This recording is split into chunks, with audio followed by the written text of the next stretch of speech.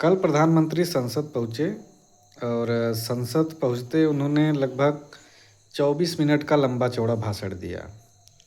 और वो भाषण पहली बार ऐसा हुआ कि संसद में पढ़ के भाषण दे रहे थे। और ये भाषण था गैस की कमी पर, तेल की कमी पर।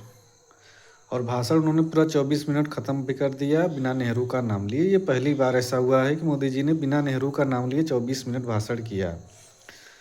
वही मोदी 10 दिन पहले बोल रहे थे कि गैस की किल्लत को कांग्रेस देश में अफवाह फैला रही है। ऐसी कोई किल्लत गैस की नहीं है देश में।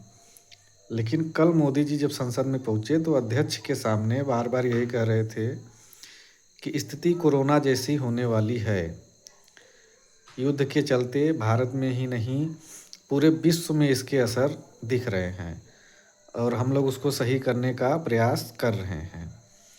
और जिस तरह से हम लोग कोरोना में सामना किए थे उस आपदा का, इस आपदा का सामना भी हमें वैसे ही करना है।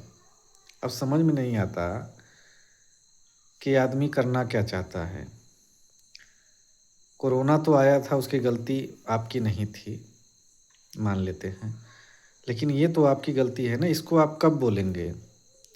ईरान से भारत के अच्छे संबंध थे, आपने उसको ख़राब किए, ये क्यों नहीं मानते आप? और वो देश को आप संबोधित कर रहे हैं, मना रहे हैं कि आप लोग इसमें धैर्य बनाइए और साथ दीजिए सरकार का। क्यों साथ देगा कोई? हमारे खाते में अगर 20 रुपये आता है तो मैसेज आ जाता है मोबाइल पर। आपके खाते में 10,000 करोड़ रुपए गए, उसमें से अगर 8,000 करोड़ पब्लिक के काम के लिए लग ही जाएंगे तो क्या दिक्कत होगी? या लग ही जाते तो क्या दिक्कत होती? आप अपनी गलती का ठीठरा पब्लिक पर फोड़ रहे हैं। आपसे कुछ नहीं हुआ, न 100 स्मार्ट सिटी बने, न 15 लाख खाते में आए, न गंगा साफ हुई, न बुलेट ट्रेन आई। मतलब ऐसे मैं 20 चीज़ गिना सकता हूँ जिससे मतलब ये लगे कि आप फेल हो चुके हैं। आदमी को शर्म आनी चाहिए कि हमने क्या आपने लोगों को लाइन में लगवा दिया। जब से आप आए तब से लाइन में लगवा रहे हैं। गैस पास कराने के लिए लाइन में, कोरोना की वैक्सीन के लिए लाइन में, आधार कार्ड लिंक कराने के लिए लाइन में, और फिर गैस ख़त्म हो गया उसके लिए लाइन में। चलिए लाइन में ही लगवाने आए थे आप, लाइन में लगने के लिए कि तो आपने कभी नहीं, एक बार भी नहीं बोला था कि मैं आऊँगा तो लाइन में लगवाऊँगा। आपने तो बहुत बड़ी बड़ी बातें की थी, लेकिन अब आप लाइन में लगवा रहे हैं। आपको कोई काम ही नहीं बचा है कि वो लाइन में लगवा रहे हैं। फिलहाल कल का भाषण आप संसद में आए, बड़े दिन बाद आए, बड़ा अच्छा लगा सबको देखकर। और आप आए क्योंकि राहुल गांधी नहीं थे।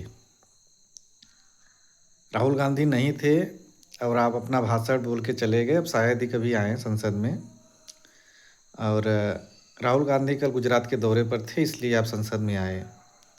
और आपको डर था कि आदमी वो विरोध करेगा मेरा, लेकिन आपके चेहरे की वो सिकन देखने को मिल रही थी कि आप पब्लिक को डरा रहे थे।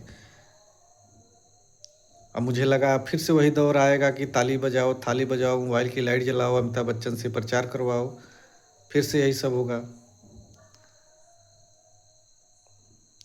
राहुल गांधी को आपसे कोई पर्सनल दिक्कत थोड़ी है, आपकी पॉलिसी ही ऐसी है कि ये अगला बोलता है।